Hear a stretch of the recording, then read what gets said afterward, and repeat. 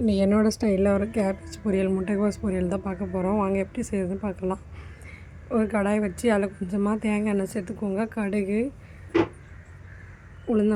உளுந்தம்பருப்பு, கடலைப்பருப்பு அதெல்லாம் சேர்த்துக்கோங்க. கட் பண்ணி வச்ச 2 பச்சை மிளகா, ஒரு பெரிய வெங்காயம் இதெல்லாம் சேர்த்து நல்லா வதக்கிக்கோங்க. வெங்காயம் ஒரு பாதியெல்லாம் வதங்கினதுக்கப்புறமா நம்ம கட் பண்ணி வச்சுருக்க கோஸை சேர்த்துட்டு நல்லா கிளறி விட்டுக்கோங்க. தேவையான அளவு இப்போவே உப்பு சேர்த்துக்கோங்க. கொஞ்சமாக சேர்த்துக்கோங்க, ஏன்னா கோஸ் வதங்கினதுக்கப்புறமா கொஞ்சமாக சுருங்கும். அதனால்